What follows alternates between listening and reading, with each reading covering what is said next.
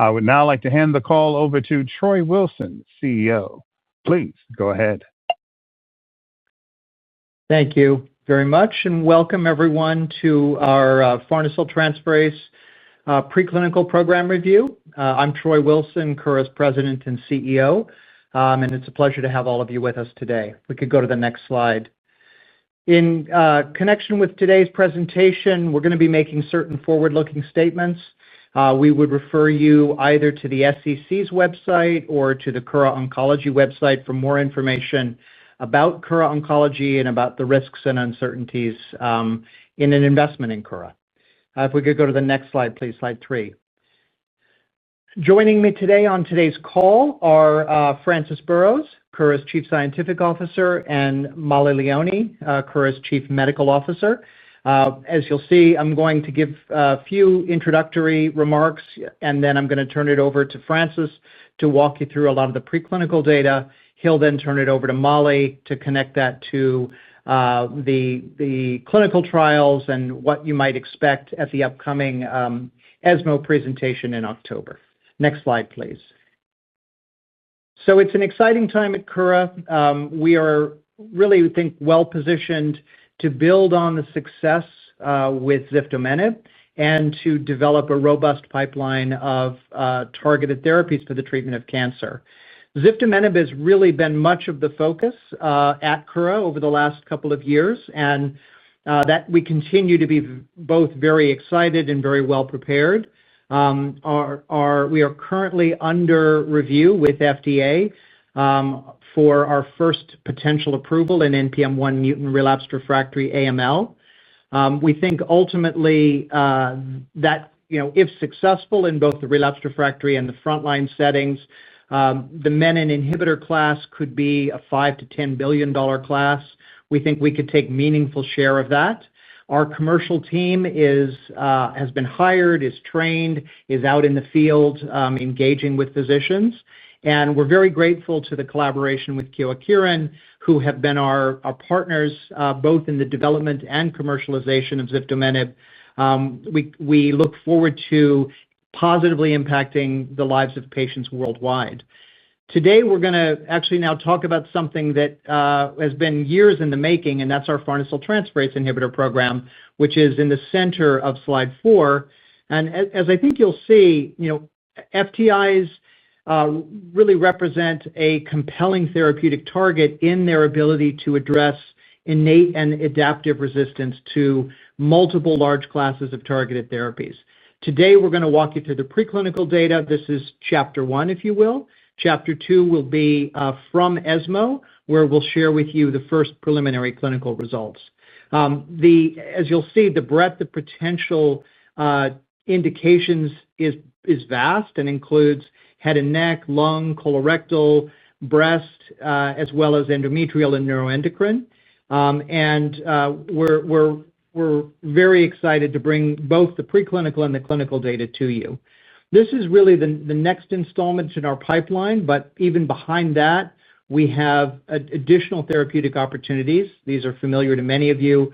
We're progressing ziftomenib in combination with imatinib for treatment of patients with advanced gastrointestinal stromal tumors. That study is currently in dose escalation. Hopefully, we'll be in a position to share data with you next year. And we've also, just in the last quarter, nominated our first development candidate, menin inhibitor for the treatment of diabetes and other cardiometabolic indications. And we'll have more to say about the development plans, the timelines, and what to expect in a future call. Next slide. So as I mentioned, today we're going to focus really on the farnesyltransferase inhibitor program, and in particular, the rationale for how do we use FTIs in combination with other targeted therapies to overcome drug resistance. Next slide, please. The industry has really been incredibly productive and successful with developing small molecule targeted therapies against a range of different targets. Many of those therapies are successful. They're able to drive tumor regressions, but they're not the whole story. Unfortunately, despite the fact that they may show monotherapy activity in the clinic, they're often insufficient as monotherapy to really give patients the full benefit. As such, there's really a premium on developing rational combinations. For example, the combination of KRAS inhibitors with EGFR inhibitors. This is a long-standing problem with targeted therapies, and it really motivates a need to identify and develop companion therapeutics that can address innate and adaptive resistance. Next slide. What we have at Kura is the farnesyltransferase inhibitor program. We are the pioneers. We've been working on this target for a number of years, and today we'll talk to you about, in particular, one of the farnesylated targets, a protein called Rheb, and its relationship to a central target, namely the mammalian target of rapamycin. TOR, you'll hear TOR, and specifically TORC1 through Francis's slides, is a central actor in both the MAP kinase and the PI3 kinase pathways. And what we'll show you is that simultaneous inhibition of Rheb and mTOR through defarnesylation of Rheb has the potential to address resistance, again, to multiple large classes of targeted therapies. Please, if we can go to the next slide. And that's really shown here on slide 8. You can see the canonical signaling diagram. This is the signal transduction pathway, KRAS on the left, PI3 kinase alpha pathway on the right. This is, of course, an oversimplification of the pathway, but it makes an important point. Namely, these pathways work in concert to drive cell signaling, and they are relevant to these three large classes of targeted therapies. RAS inhibitors on the left, VEGF receptor tyrosine kinase inhibitors at the top, and PI3 kinase alpha inhibitors on the far right-hand side. As you'll see, 2806 blocks farnesylation of Rheb, and in so doing blocks the activity of TORC1. Francis is going to show you the preclinical data and help set the stage for the translation into the clinic. If we go to the next slide. Today's presentation is primarily going to focus on several examples. We show you here, this is not an exhaustive list, but of course these are therapeutic targets where there's tremendous interest, tremendous activity. The point we want to make to you with this preclinical data, as you'll see, is if you're seeing good activity with, for example, adagrasib, it's our view, at least preclinically, that should read through very positively to the entire class, both mutant selective and pan-RAS inhibitors. Similarly, in the case of the VEGF receptor TKIs and the PI3 kinase alpha inhibitors, although we won't show you every combination, we think there's good reason to believe that if you're seeing additivity or synergy with one, it's reasonable to think about how do you translate that across the entire class.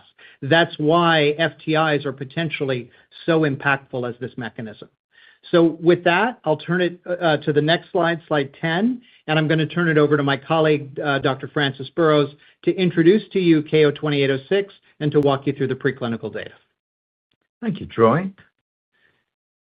At Kura's inception in 2014, we in-licensed the J&J farnesyltransferase inhibitor tipifarnib with a view to developing it in HRAS mutant head and neck cancer.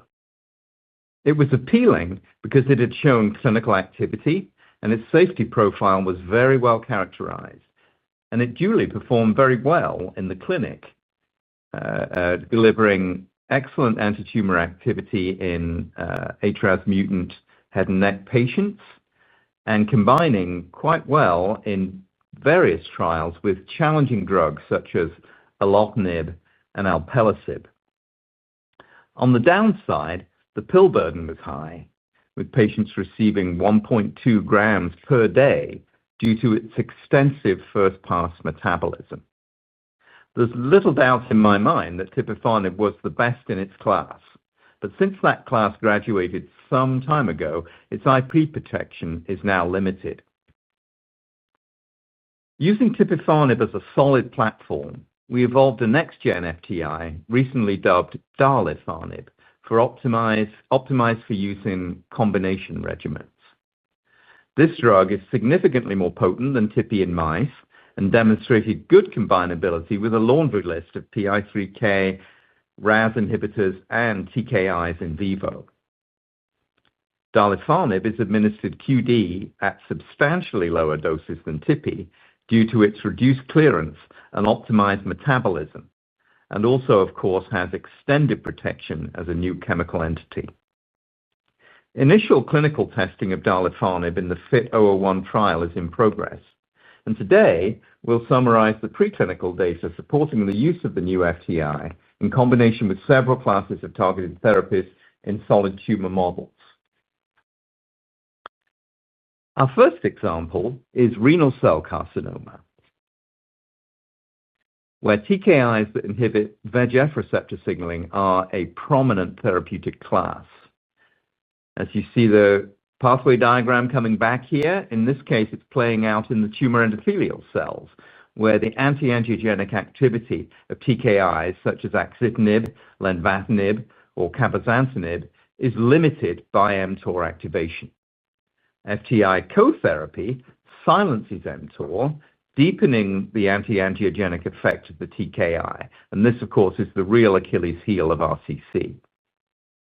Indeed, the mTOR pathway is hyperactivated in RCC, and several mTOR inhibitors of the rapalog class are approved in the indication, although uptake has been poor due to tolerability issues with high rates of dose reductions and discontinuations associated with high-grade AEs being frequently reported. FTIs silence mTOR signaling by displacement of the farnesylation-dependent mTOR coactivator Rheb from lysosomal membranes, preventing correct mTOR localization. So mTOR does all of its business from the lysosomal membrane. If it cannot insert into there, it is essentially switched off. And this is how FTIs shut down the mTORC1 node. Anti-angiogenesis is a key component of all therapeutic strategies in clear cell RCC, with VEGF pathway TKIs and HIF2 inhibitors validating the particular dependence of this tumor type on its neovasculature. I'll spare you the blot showing that Cabo only partially inhibits VEGF-dependent mTORC1 signaling in tumor endothelium, but sufficient to say that the KO-2806 finishes a job which really puts the brakes on angiogenesis. So, as you can see in the IHC here, while both Cabo and 2806 monotherapies do reduce vascular density, the combination of the two agents is synergistic in this particular PDX model. And indeed, we saw similar effects with the first-line anti-angiogenic TKIs. As expected, given the angiogenesis dependence of RCC, the improvement offered by addition of KO-2806 to TKI monotherapy was both class-wide and highly consistent. As you see on the left, in the TKI-resistant VHL wild-type CACI1 model, addition of 2806 made all three TKIs highly effective. These composite waterfalls can be a little hard to look at sometimes, but essentially the gray here is showing you the TKI monotherapy activity, so you can see the tumors are progressively growing, whereas the orange captures the combo activity, where all of the waterfalls fall below the line, indicating everyone was experiencing regressions. And that was also seen in the wider panel of RCC models, where we see that the FTI enhanced the activity of Cabo in both resistant models towards the left of that chart or more sensitive models, irrespective, importantly, of the VHL genotype. Anti-angiogenic TKIs are prominent components of early-line regimens for metastatic RCC, so we wondered whether prior exposure to VEGF pathway-directed therapy would render mTOR-driven resistance irrelevant. In animals bearing RCC tumors that were progressing on first-line TKI therapy, switching to cabozantinib did indeed slow tumor growth, but switching to the Cabo-FTI combo induced consistent regressions, even in animals progressing on Cabo monotherapy. So summarizing what we've seen in RCC models, we see a composite effect of inhibiting both VEGF receptor signaling and the adaptive mTOR signaling that comes up in response to that, improves and lengthens the anti-angiogenic activity, and that this is effective with both first and second line TKIs, and is active even in tumors that are progressing on the first line therapy. Although our RTC program is the most advanced with KO-2806, the first place where we found a role for FTI-dependent mTOR activation in drug resistance was actually in the context of PI3K inhibition. PI3 kinase alpha, or PIK3CA, is one of the most commonly mutated genes in solid cancers, prevalent in several large indications, including breast, colorectal, bladder, and endometrial cancers. PI3K inhibitors, if you look back at the pathway diagram there, unsurprisingly, effectively block the right-hand side of the pathway, but collateral signaling through the MAP kinase pathway reactivates mTOR and undermines their effectiveness. FTIs blunt this resistance pathway by blocking farnesylation of Rheb, leading to more effective reduction of mTOR1 signaling, while importantly sparing mTOR2. This is quite significant clinically because blockade of mTOR2 can cause insulin resistance and type 2 diabetes, can lead to increased susceptibility to infection, and have significant lung complications, particularly pneumonitis. So building on the clinical activity we achieved with tipifarnib in HRAS mutant head and neck squamous cell carcinoma, we sought to extend the clinical benefit of farnesyltransferase inhibition to the larger population of PIK3CA mutant head and neck cancer patients by combining tipifarnib with alpelisib, an approved PI3K alpha inhibitor. In preclinical models, we saw that the alpelisib rapidly induced downregulation of mTOR activation close to baseline, but this did not persist, and quite rapidly we saw a rebound that was complete within 24 hours.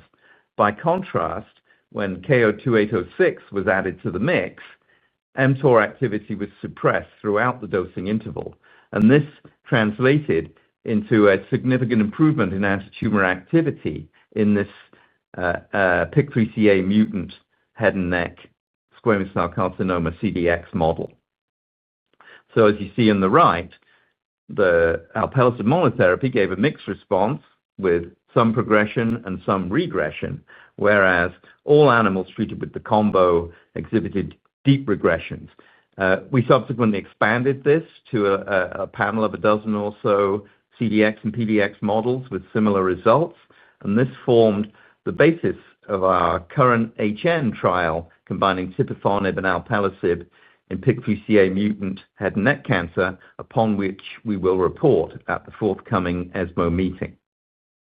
As far as KO-2806 is concerned, we're digging into the role of mTOR-dependent resistance across the range of tumor types with prevalent PIK3CA mutations. It's early days, but so far, the pattern that we saw in the RCC model seems to be maintained, in that addition of KO-2806 enhances the anti-tumor activity of both of the mutant-selective next-gen PI3K inhibitors tested,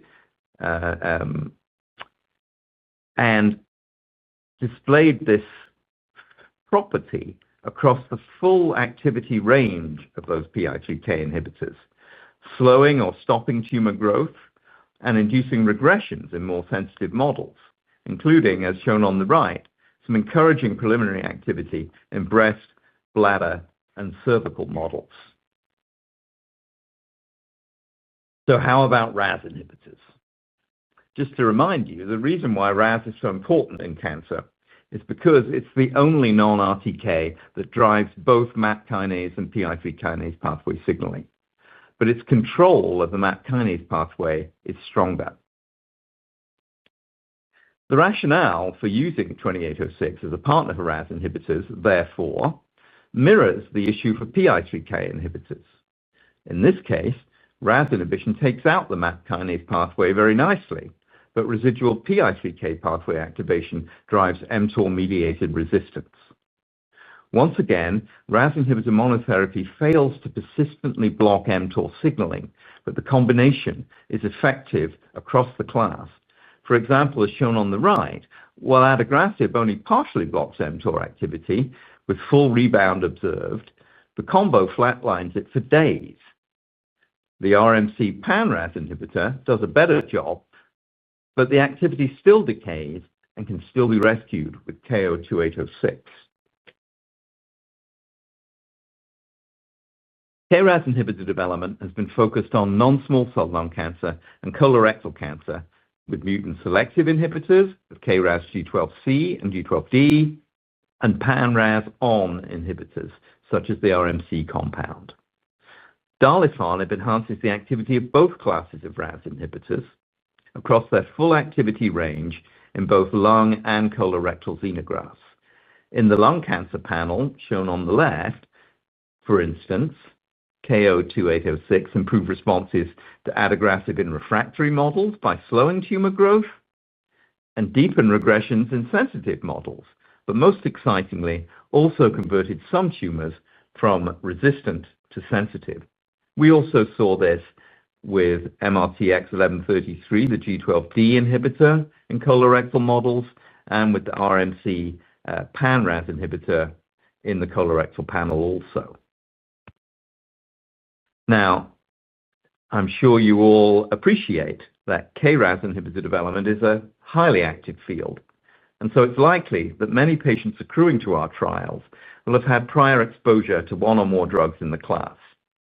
So we modeled switching to the combo after failure on KRAS inhibitor monotherapy. In this lung cancer model, KRAS monotherapy was temporarily effective, and switching within class didn't help, as you see on the upper right, going from sotorasib to adagrasib. Switching from ADA to the pan-RAS inhibitor provided some benefit, but by contrast, the FTI RAS inhibitor combo induced regressions in all cases. To model the KRAS inhibitor naive situation, we also looked at the upfront combination, and either with adagrasib or RMC, as you can see here, the upfront combinations did not disappoint. In a KRAS G12D mutant CRC model, mutant selective and pan-RAS inhibitors are highly effective for 3 to 4 weeks, inducing nice regressions, but then they consistently fail. In this case, switching from mutant selective to pan-RAS inhibition does not slow tumor growth, perhaps due to the PIK3CA co-mutation in this particular model. But once again, combination with KO-2806 drives long-lasting regressions in all of the animals. As before, combination treatment was rapidly active and maintained deeper regressions in KRAS inhibitor naive animals. So, the big take-homes from the KRAS models are that the FTI enhances activity of all the classes of RAS inhibitors across their full activity range in both tumor types we looked at, and the darlifarnib combination therapy can deliver regressions in animals bearing tumors that have failed RAS inhibitor monotherapy. So in conclusion then,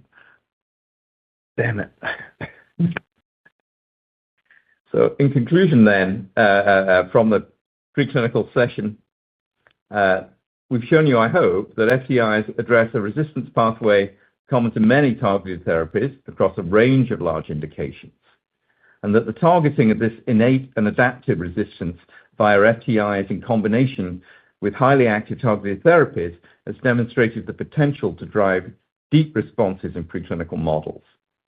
FTIs have been successfully combined in the preclinical setting with multiple drug classes, including PI3K alpha inhibitors, KRAS inhibitors, and anti-angiogenic tyrosine kinase inhibitors.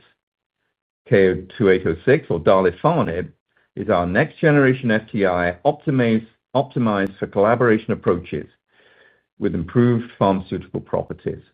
So hopefully we've convinced you that these preclinical data robustly support combination therapy using darlifarnib to address resistance and provide more durable activity.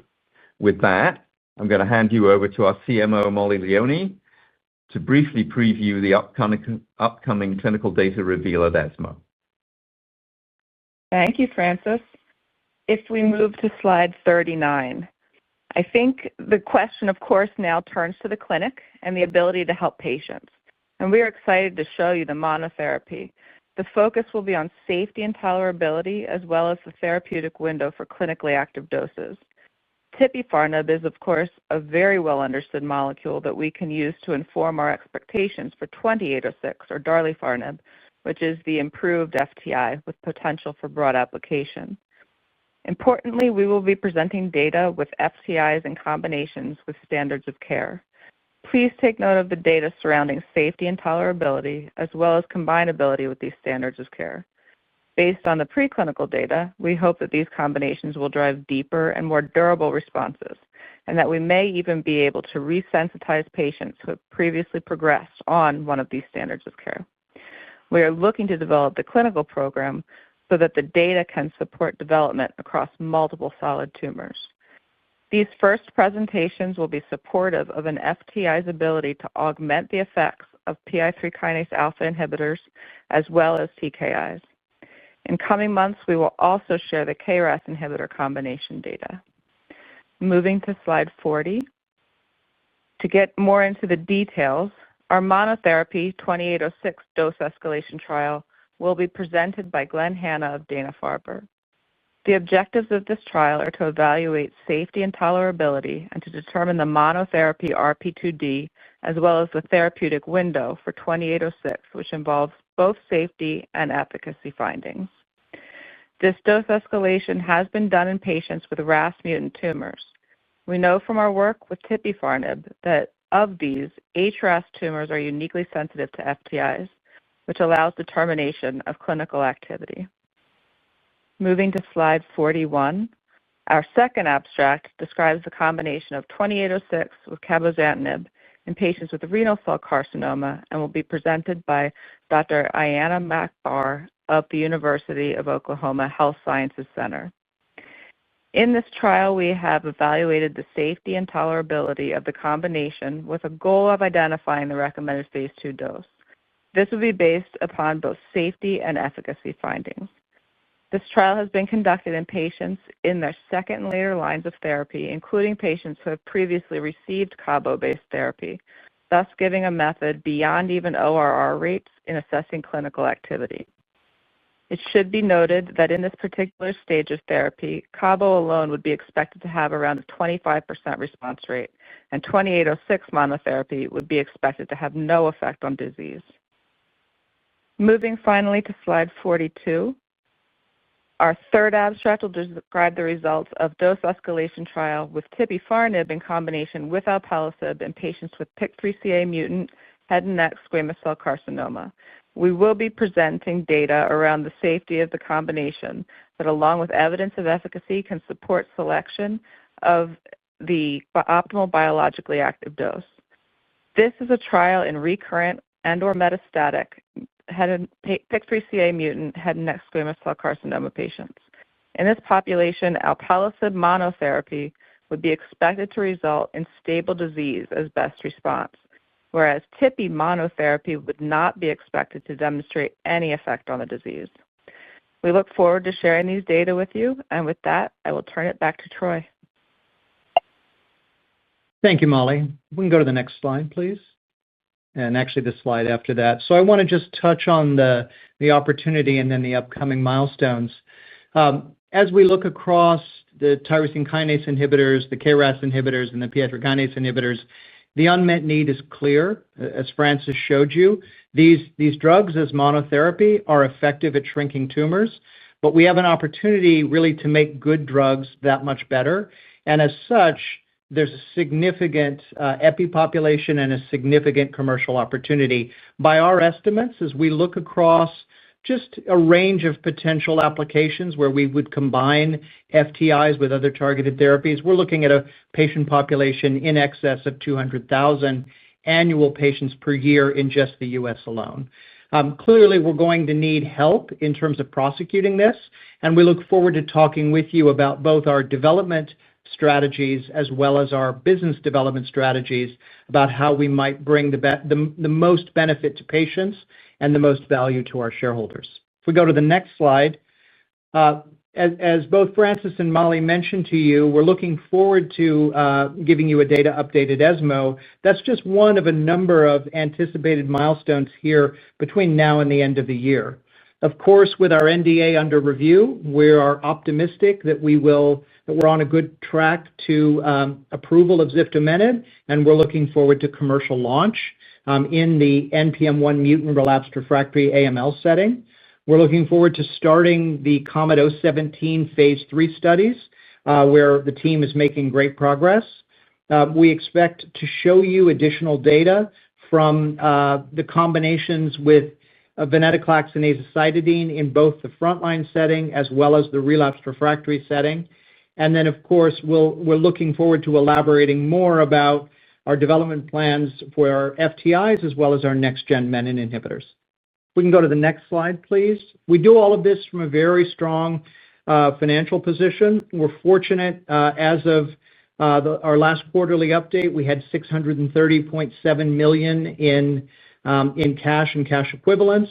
We anticipate receiving substantial milestone payments between now and the end of the year. As we've told you in the past, we are looking toward anticipated near-term milestone payments of a total of $375 million.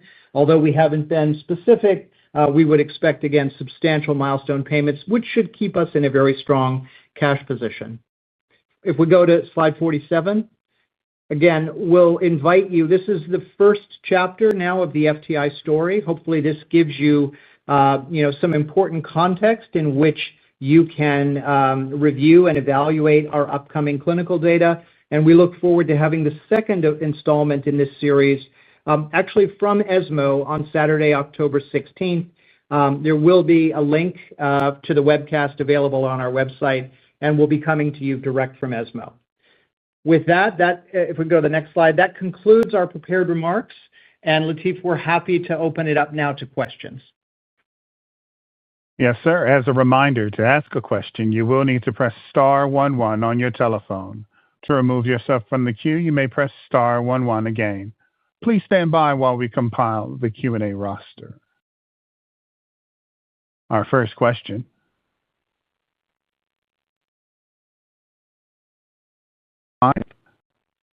of Li Watsek of Cantor.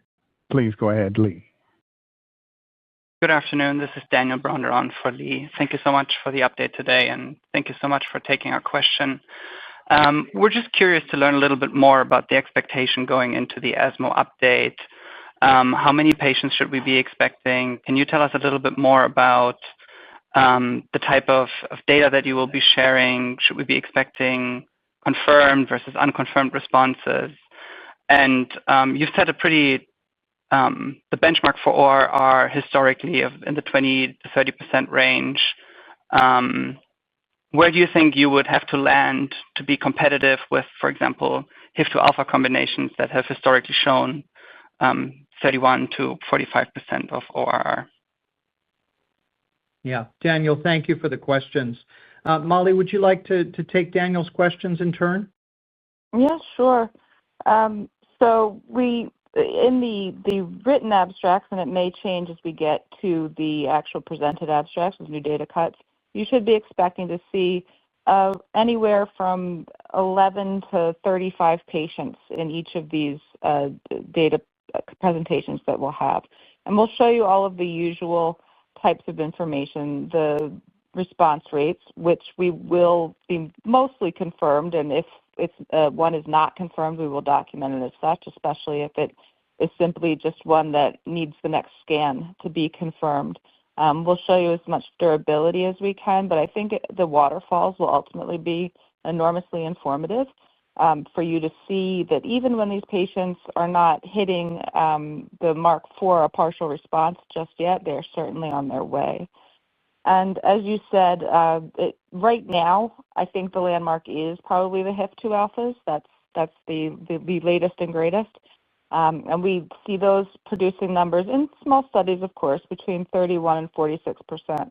we would want to have our combination to be competitive to fall within that same kind of range. And if I may ask on safety as a follow-up, where do you see the potential for a combination of KO-2806 and cabozantinib to differentiate on safety from the cabo plus HIF-2A combination? Yeah, so that's, actually there's such different molecules. Obviously with the HIF-2 alphas, you have the hypoxic issues and the anemia. We, of course, would not expect to have that. We would expect that the farnesyltransferase inhibitors will continue to have as their most common adverse event neutropenia, and same for the combination as a whole. Thus, it is something that you can really anticipate and identify early and treat and hope actually prevent as well, as we will be looking into in coming trials. So I do think that there will be a safety differentiation between the two combinations. Great. Thank you so much for answering our question. Thank you, Daniel. Thank you. Our next question comes from the line of Jonathan Chang of Leerink Partners. Please go ahead, Jonathan. Hi, guys. Thanks for taking my questions. First question, given the breadth of the potential opportunities with darlifarnib, how are you thinking about a future clinical development strategy and potential business development opportunities? And second question, how important is it or not to demonstrate single-agent activity in the clinic with darlifarnib, given the mechanism of the drug and the combination development strategy? Thank you. Sure. Yeah, Jonathan, thanks for the two questions. I think I'll take the first question, and I'll invite Molly to take the second question around monotherapy activity. And with respect to your question around the clinical development and the business development strategy, that's a blessing here. So obviously, we could go in multiple different directions in parallel. I think what's appealing to us about cabozantinib is we have the potential. Daniel in his previous question related the data to the HIF-2 alpha inhibitors. They are, as Molly said, the latest and greatest thing in RCC, but of course, cabo goes much beyond that, recently with an approval in neuroendocrine tumors. So one of the ways we think about it is, as you look to a day when cabo is generic with $2.5 billion in global sales worldwide, could you actually improve on its activity with a combination with 2806 in RCC, in neuroendocrine, and elsewhere? We think that's a very strong standalone story for Kura. There are obviously opportunities to enhance the activity of KRAS and PI3 kinase inhibitors. Our view there is, we'd like to continue. We have a productive relationship with BMS on the combination with adagrasib. We would look forward to potentially enabling other combinations as well and really say, what value can 2806 add? Is it in a mutant context? Is it in a combo context? Is it in breast with PI3 kinase, perhaps colorectal with KRAS? Give us some time. As this data, with this data update at ESMO, we're not only using it to disclose it to the investor and analyst community, but it's also helping to support ongoing discussions about potential clinical collaborations. So there'll be more to say about that. I think it's early days. At the moment, we're quite encouraged by that we could take it in different directions, and it really becomes a very important strategic asset. On the question of the importance of the monotherapy activity, Molly, maybe you can speak to Jonathan's second question. Absolutely. So, single agent activity is very important in a drug that you're developing for use as a single agent. We are actually not currently pursuing that track, though we do know that HRAS mutant tumors, regardless of location, so head and neck, salivary, thyroid, etc., are uniquely sensitive to FTI inhibition. And having that knowledge from so many years of tipifarnib data allows us to really be able to evaluate the dosing required to be establishing an appropriate monotherapy and range of doses for our combination program.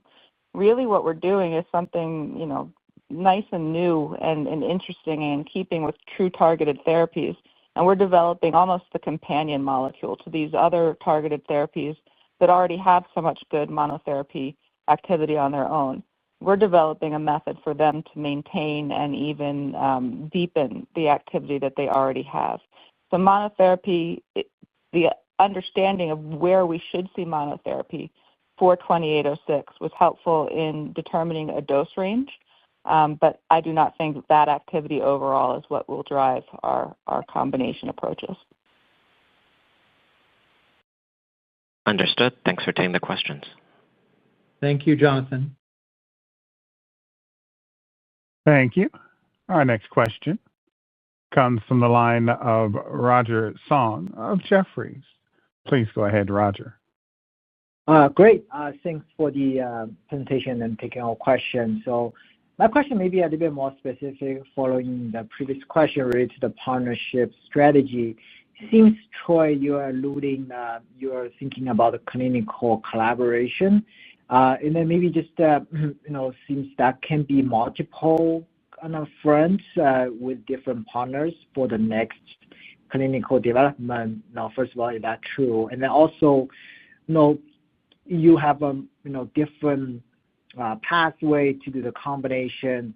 And then will you start to prioritize certain combination and indication to do the clinical development, or you want to do that, still kind of pursue all fronts before you make the decision for which indication to prioritize? Thank you. Yeah, Roger, thank you for the question. And the answer really, you've asked sort of two important parts of the question. So it's early days. We're going to show you, phase 1A data from 3 of the 4 trials. As Molly may have indicated, we think we'll be in a position to show you data from the KRAS cohort next year. They're all moving along quite nicely. The RCC cohort is probably the most advanced with respect to 2806. We've been watching, there's different strategies, Roger. So we've seen, for example, a company like Olema take an approach where they're doing combinations with a couple of major players in a space. SpringWorks is another example. I think we would be, we are going to prioritize what is best for patients and what is best for our shareholders. Clinical collaborations are a relatively easy way to get engaged, ensure that there's a strong basis for safety, tolerability, combinability. If people obviously want to be more exclusive, that's a conversation that one can have down the road. But, you put yourself in a position, the attraction to this is, and those of you who've spent time with us know, the attraction here is, I was intimately involved in the inception of the KRAS inhibitors. It's been remarkable how much progress that field has made. They all still have the same issue, which is the innate and adaptive resistance that Francis alluded to in his slides. So the extent to which we can help any one or ones of them, we're happy to do that. To the second half of your question, it's probably a little too early, Roger, to say we're going to focus down in a particular area. We are very mindful that we need to be able to chart a path where we can create value for our shareholders on a standalone basis. And then if a partnership or something more strategic creates more value, that's great. But you need to be able to articulate your ability to get to the market, drive value for patients and for shareholders, really in partnership with investors. And we think we'll be there.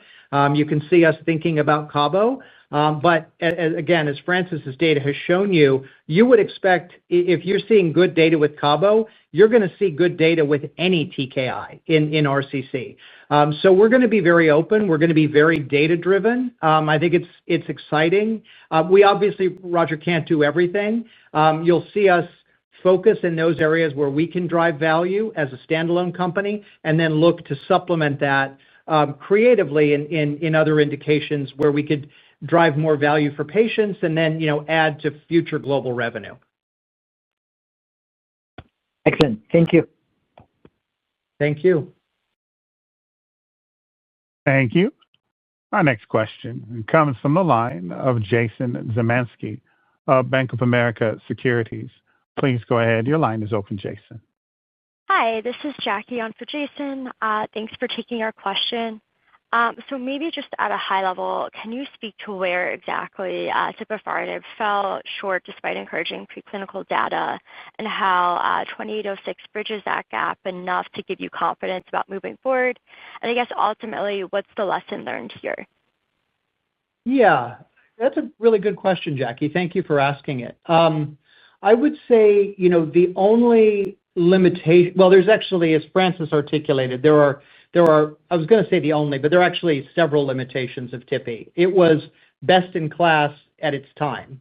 The issues for patients are a high pill burden and a high sort of drug burden, needing 600 milligrams BID.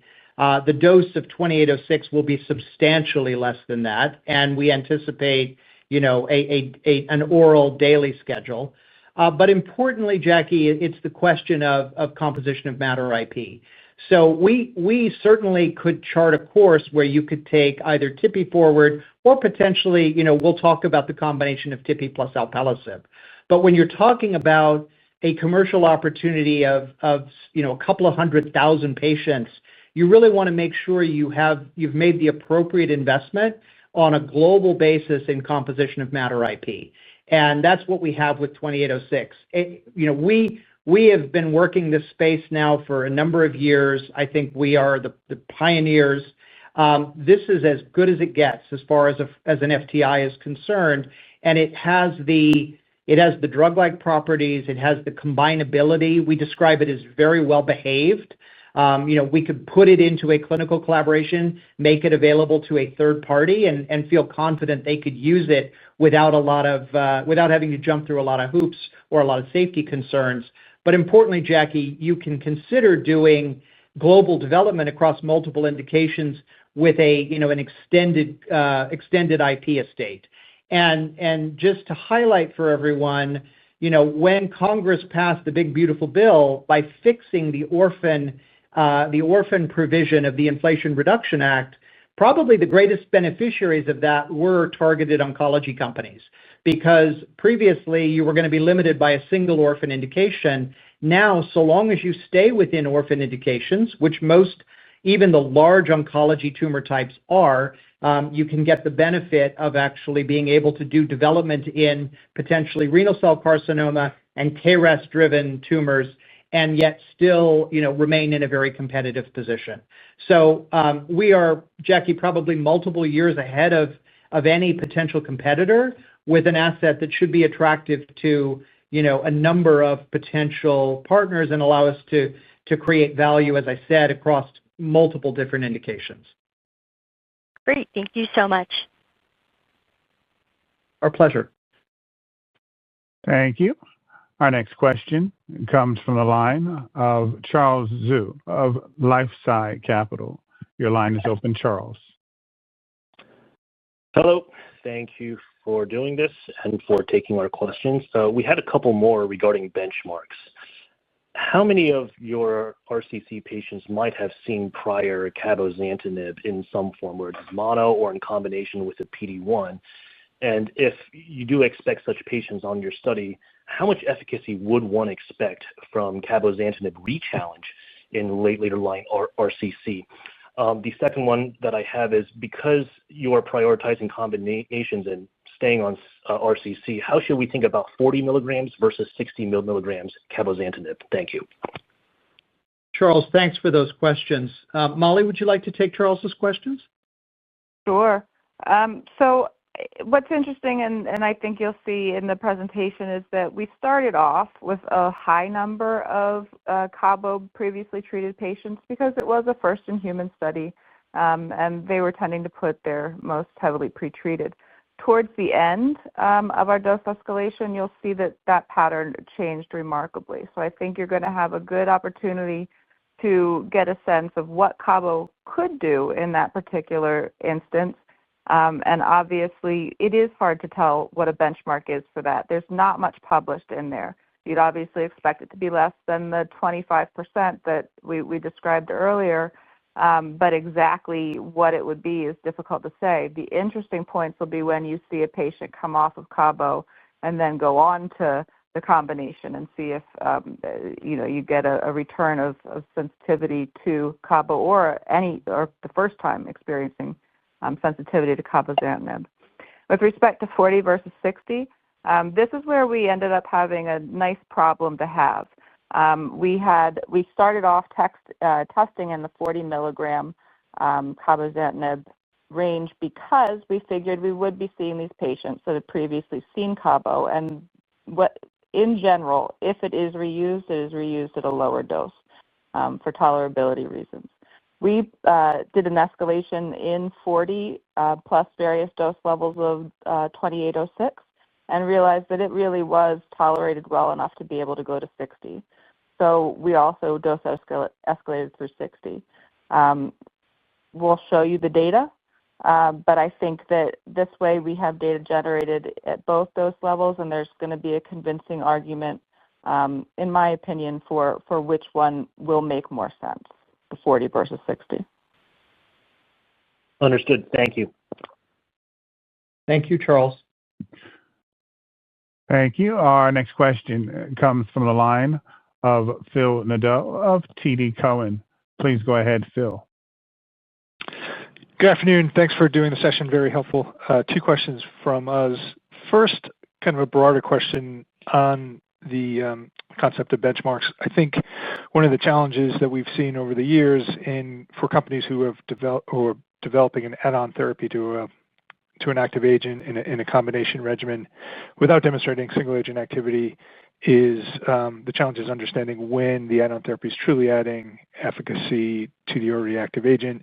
Maybe epacadostat from Insights, the poster child for this, where it looked effective in phase 2, and obviously the phase 3 readout, and it seemed like it was adding nothing. So can you talk a little bit about how Kura is going to avoid that pitfall? How are you, as a management team, going to build confidence from the data that's produced in the early stage smaller studies that you are seeing truly additive efficacy in the clinic that's sufficiently robust to warrant further development, particularly into a pivotal study? That's the first question. And then second, just a theoretical one, the data showing the ability of the mechanism to overcome resistance is really intriguing. We're curious whether resistance that's generated, maybe not through single agent, but combination regimens, whether it's a VEGF in combination with chemo, for example, is that mechanism any different? Do you have data that shows the ability of FTIs to overcome that type of resistance? Thank you. Yeah, Phil, thanks for the questions. Maybe I'll comment initially on the first question, and then I'll ask Molly to add her thoughts. And then Francis can take your question on if we'd expect different resistance from other combinations. So you're absolutely right. And that, in terms of one needs to, how do you convince yourself that you're seeing additive or synergistic activity? Molly gave an important clue. And let's talk about, are we hitting a target? Are we hitting Reb? And are we hitting it hard enough to make a difference? Importantly, one of the reasons we want to show you the current HN data is, of course, alpelisib, you would expect stable disease. Tipifarnib, you would expect no responses. So to the extent that you are seeing durable responses, that's a good indicator that you're hitting the target and it's on mechanism. And that's relevant to head and neck. If you translate then to RCC, the onus is going to be on us to make the case first to us and then ultimately to you and to physicians that we're really seeing additive activity. And that's where I think let's let us show you the clinical data, and we are very much keeping that in mind. Right, these are all active agents that we're combining with, but I think importantly, from the preclinical data, you can see consistent activity across a common mechanism across these vastly different tumors and histologies. Molly, is there anything you'd add in terms of how we think about, demonstrating the additive or synergistic activity? I mean, these are the questions that we ask every day because we also want to be positive that there is a there. So believe that we have plans in place. This is our first in human dose escalation. So it'll give you some information, but not a complete picture. But we will build to get that complete picture over time. I think one of the biggest things you'll be able to look to right now that'll be reassuring is the increased efficacy over what you'd consider Cabo to be as a monotherapy, as described. And again, the Cabo rescues. I think it's fascinating if you're able to see a patient who previously had failed Cabo and now they are having a good response on it. So stay tuned is my overall message. Yeah. And then, Phil, if I can ask Francis maybe to comment on your second question about resistance arising from combinations. Yeah, sure. Thanks, Troy. So, I think it's hard to predict what we're going to see from combinations that we have yet to look at, even in the lab. But what we do know is that if there is an anti-angiogenic TKI in the mix, so to speak, its activity will most certainly be limited by mTOR reactivation downstream of the suppression of mitogenic signaling in the endothelial cells. So we're confident that if there is a TKI on board, then we are definitely going to make that better. We have also shown that exposure to a prior TKI, either the same one or a different one, doesn't sort of spend that pathway, if you like. So it's still there. We also, although we've not modeled this yet in the animals, we also have every reason to believe that prior IO will not sort of use the mTOR pathway up. It will still be there and ready to drive resistance in second and third line. Great. Thank you, Phil. That's very helpful. Thank you. Yeah. We probably have time for a couple more questions. I know we're getting close. Thank you. Yes, sir. Our next question comes from the line of Peter Lawson of Barclays. Your line is open, Peter. Great. Thank you so much. Just a couple of other follow-ups on the upcoming ESMO data. And I guess firstly on the monotherapy data, kind of what tumor types will we see, and will that kind of help point us towards which indications and combinations you'll be thinking about? And then I wonder if you could just talk about, beyond ESMO, kind of what other data sets we should expect to see for 28 doses. Thank you. Sure. Yeah. Molly, do you want to take the question of what histologies we're running the monotherapy cohort in and kind of how to think about it? Absolutely. So the monotherapy, again, first in human monotherapy dose escalation trial, we focused on RAS mutant tumors.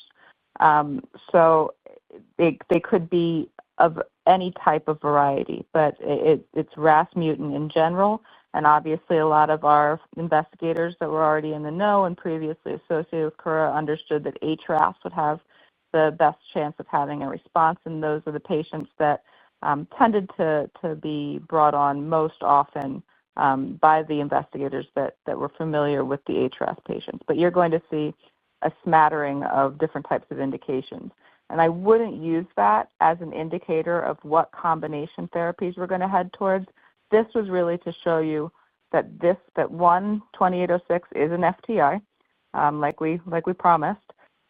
2, what the safety looks like.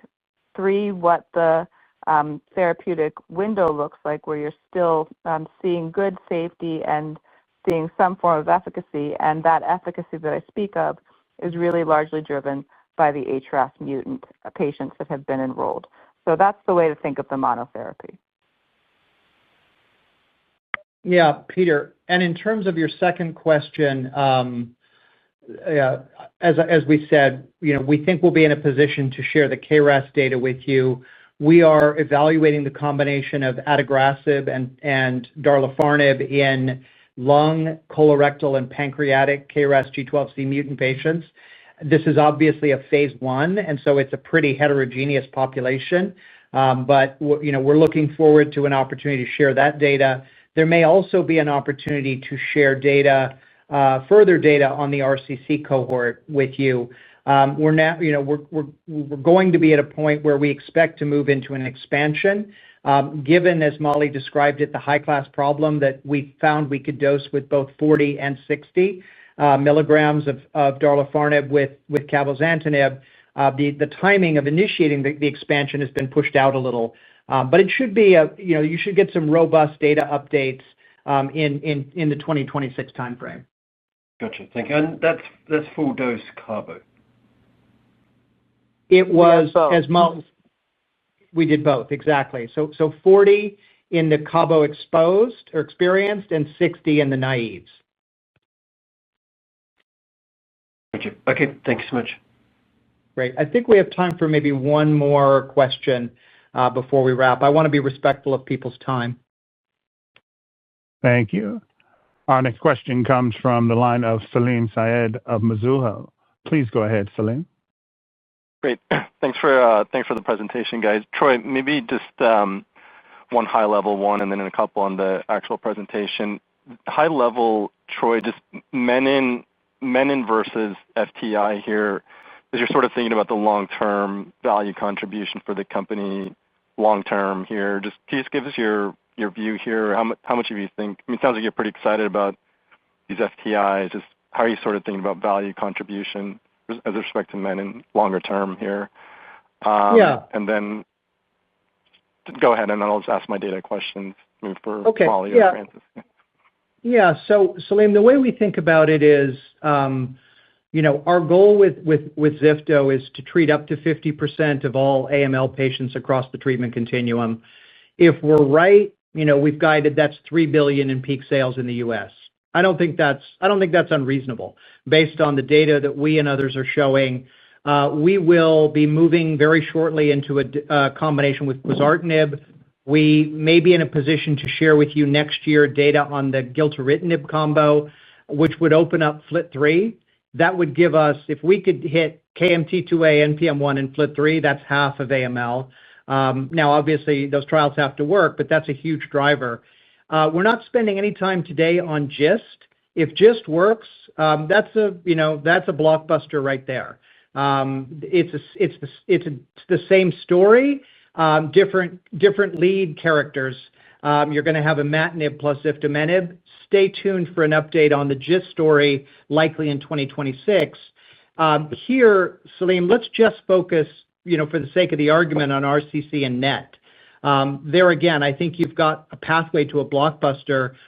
Our goal is to build a pipeline of robust targeted therapies that are driving, value for patients and potentially billions of dollars in peak sales just in the U.S. If we can continue to do that, and we're doing it in a highly de-risked way, we think we can attain, the aspirations of some of the legacy companies that have come before us, many of which are not here anymore. But that's what we'd like to do. You're asking us, which of our children do we love the most? At the moment, I think, they're all beautiful. They're at different ages. But the attraction is there's a lot of value inside of Kura, and we're well capitalized at least into 2026. Our AML business is funded, through to frontline commercialization. If we find ourselves in a position where we need to now make additional investments to bulk out the pipeline, that's a high-class place to be. Okay. What are your data questions? Yeah, quickly on slide 17, was there anything in particular about on the right-hand side of the slide, the RCC models where you didn't see a negative change in tumor volume, but the 315 and 097 models? And then just remind us what the theoretical tox here is with these FTIs as we approach more data. Thank you. Yeah. Salim, can you restate your question on slide 17? What are you asking about specifically? Sorry, it looks like the pink bars here. Weren't in the negative territory. I mean, the bars all look consistent with negative change if I'm reading this correctly, but not in the two most left pink bars, the 351 and 097. I don't know if there was something particular about those models where the data looks inconsistent with the rest. Yeah, no, there's nothing I could really put my finger on there, I'm afraid. As I mentioned, Some of the models in here are VHL mutant, some are wild type, some are CDX, some are PDX. There's very varying growth rates between them, but I don't think we have done or have the potential to do a big enough of a mouse population study to really get a grip on potential biomarkers, which is, I guess, where you're going for patient selection. Right. We feel going forward that we can take all comers, and it's not really come up, but we have non-clear cell RCC patients in this trial as well. So it's not. It really is a very broad-based approach, and right now we feel like we should just go for it and see what we can achieve. Yeah. And on your theoretical talks, yeah. Yeah, and on the toxicity, as Molly said, Salim, you're expecting anemia, thrombocytopenia, and neutropenia. Importantly, that's manageable as a monotherapy, and it hasn't precluded, as Francis mentioned, in the case of tipifarnib, combinations with erlotinib, alpelisib, chemo. So again, that is actually something we sort of skipped over. That's actually one of the most important attributes of this program. So many companion therapeutics have died because of toxicity. Because when you shut down MAP kinase and PI3 kinase pathway signaling, not surprisingly, you're going to induce toxicity.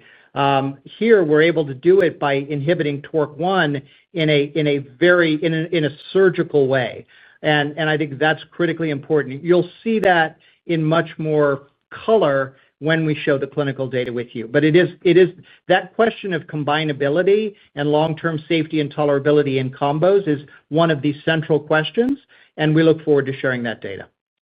Okay, perfect. Thanks so much for taking the questions. Our pleasure. And for those of you, apologies to those of you whose questions we couldn't get to. We do have some one-on-ones scheduled after this, but we appreciate your time.